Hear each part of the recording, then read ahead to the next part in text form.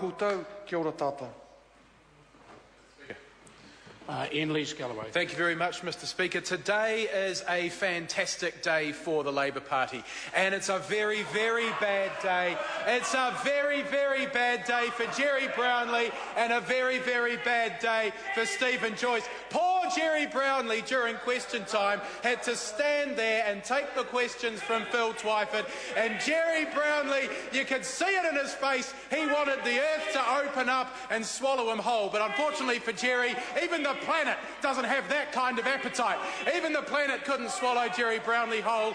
He had to stand there and take it today as he realised that his government had done another U-turn, another backflip that has become the trademark of this Labour Party. And sitting next to him was Stephen Joyce. I've never seen Stephen Joyce squirm as much as he did during question time today. Normally he looks like he's plotting. Normally he looks like he's scheming, the Machiavellian machine of the National Party, trying to figure out how he's going to see Judith Collins off after the next election with John Key has to stand down. But he didn't look happy today. He wasn't plotting and scheming today. He was squirming because the National Party has been found out.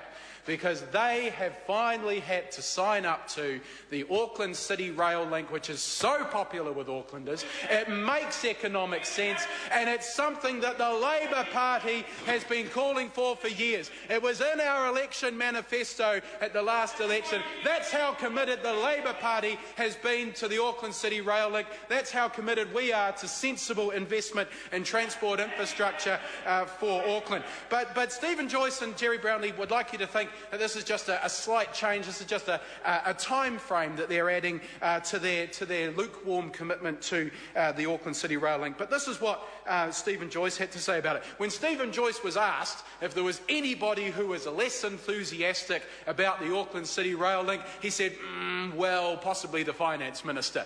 Stephen Joyce was happy and proud to say he was the least enthusiastic person about the Auckland City Rail Link. That's what he thought about it. Jerry Brownlee said that he thought that it was neither useful nor popular. The National Party's position on rail has been absolutely clear for years. But the National Party, of course, like typical Conservatives, are always the last ones to the party.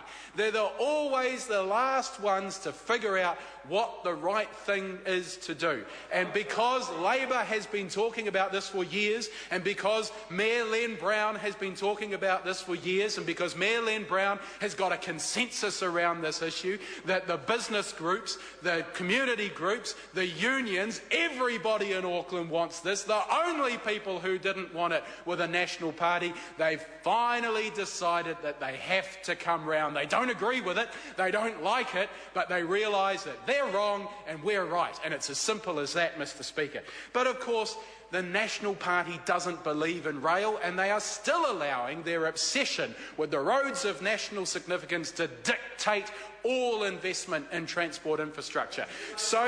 And they're delaying the rail link, and they're delaying anything to do with rail. So when will this be built? Well, it might get started in 2020 if we're lucky. Why is that? Because there's nothing left. The cupboard is bare. All the money has been spent on uneconomic monster motorways up and down the country. The Puhoi to Wellsford Holiday Highway is still more important to the National Party than the Auckland City Rail Link, and that's why they can't afford to build it now. That's why Aucklanders have to wait until 2020, because roads and highways are still the trump card in the National Party's transport policy. They don't believe in a sensible transport strategy. They don't believe in an integrated transport system.